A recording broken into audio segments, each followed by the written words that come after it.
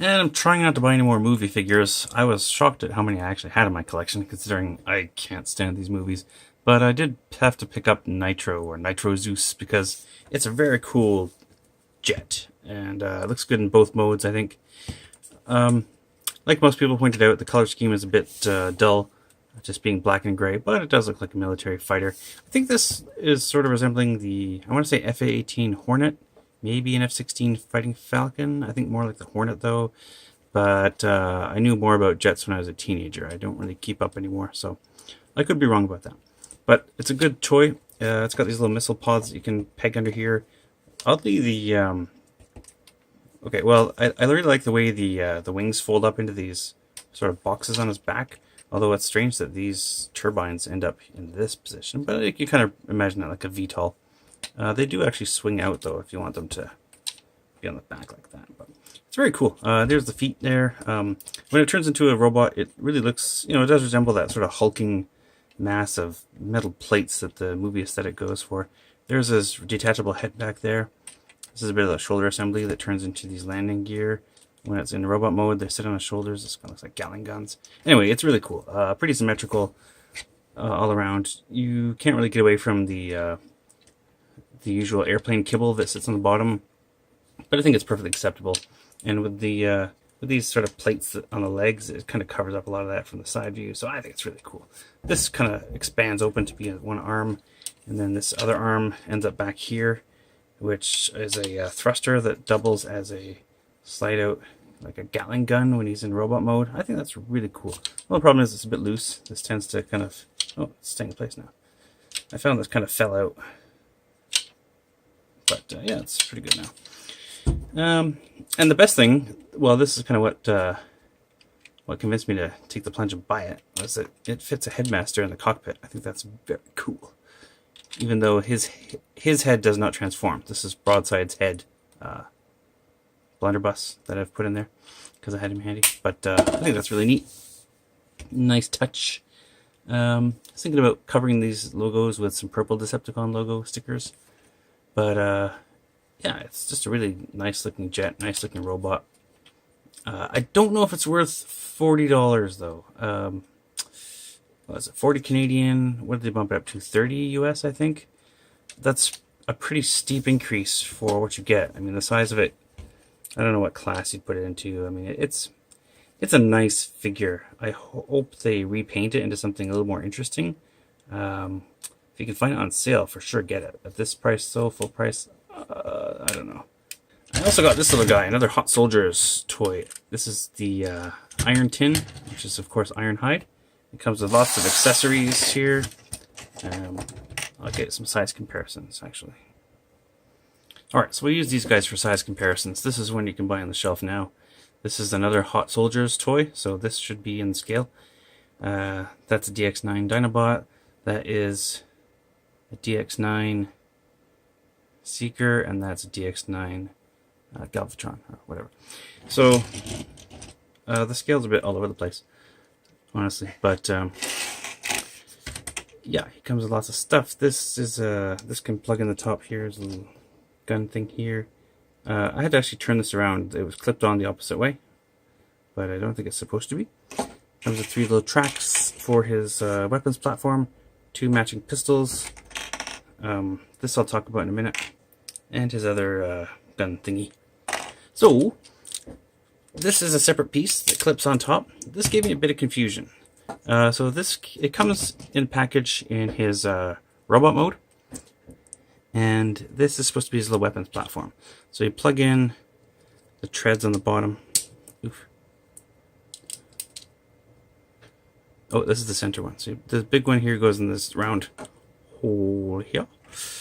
And then you got these rear treads. This is to resemble his G1 piece. And then this goes, does that go here? I think that goes there. And then this one plugs in back here. But you got to keep them from getting in each other's way. This peg. So this configuration works. By default though, it's the other way around. This is pointing the other way.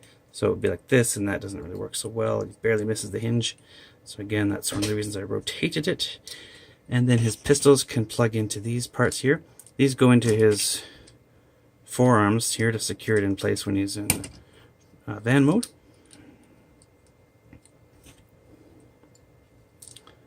So this is sort of how he comes in the package. Now this was plugged back here, and it gave me a bit of confusion because I wasn't sure if that was supposed to be there or not when I put him back into van mode, and it's not. It's supposed to come out. I guess that's just for storage. That just pegs in there for storage. And what this is the light bar for Ratchet. And I guess because they're the same mold, they just include this anyway, but it's unpainted. So if this were Ratchet, you would use these ports here to plug in the light bar when he's in ambulance. And then remove it if you want to put the treads on and put that in there instead. So when he's in... yeah, so for Ironhide, this is really useless. In fact, it just gets in the way. You have to have it discarded unless you want a gray light bar up here. Did I show this sitting down? Sorry if I didn't. Let me put that back together. Like that. So, yeah. A lot of stuff there, but that's Ironhide, right? That's how he always has been. I'll show you how to transform this guy, because it's kind of interesting. This is all his arms on top here. And the bottom is the legs. There's some interesting things. This side panel is just pretty much fold on a double hinge down like this. This back piece is interesting. It's on an arm, that black part there. It swings up and then slides. Does it slide back? Yeah, and clips into place. So these windows on the back are unpainted because they end up becoming his legs, his shins. Oh, I forgot to flip out the little feet here.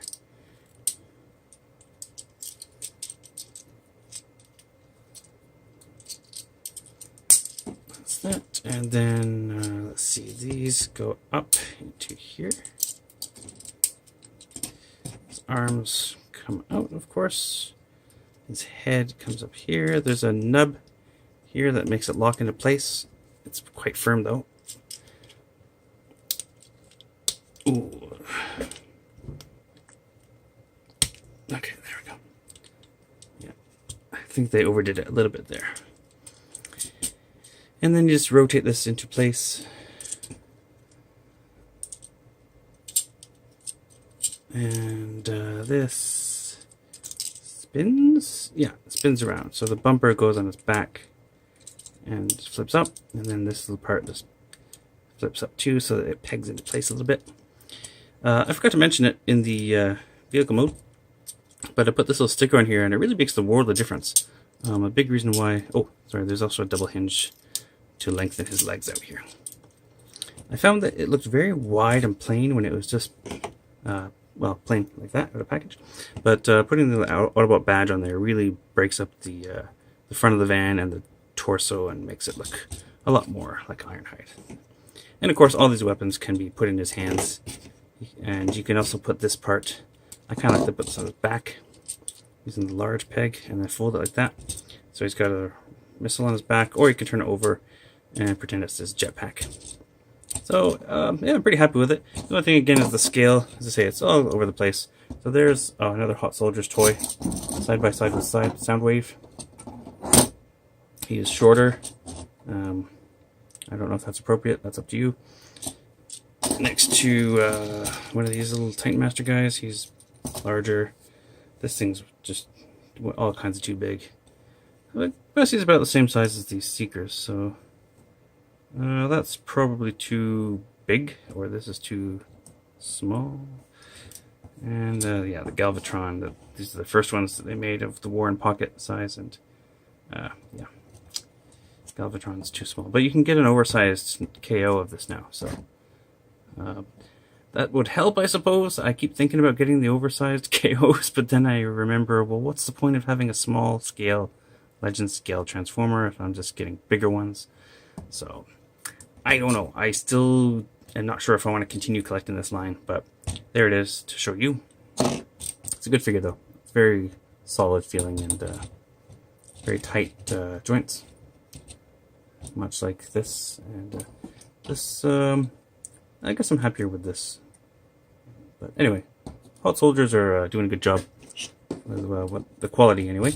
Oh, he also comes with 2 Energon cubes. For some reason, they're kind of on the pink side. These ones came with... Ooh, boy, what did these come with? Gosh, I don't remember. But they're more purple than these pink ones. I guess these are Autobot Energon cubes. And these are Decepticon ones. I don't know. Anyway, there is Iron Tin. I know I just said that I'm not sure if I'm going to continue collecting this line, but I do have Ratchet and Bumblebee on order. So check back later. I'll probably be showing those as well when they come in. But then no more after that. Yeah, then I'm done. And then I'll stop. That's it. Yep. I can quit anytime I want. Really.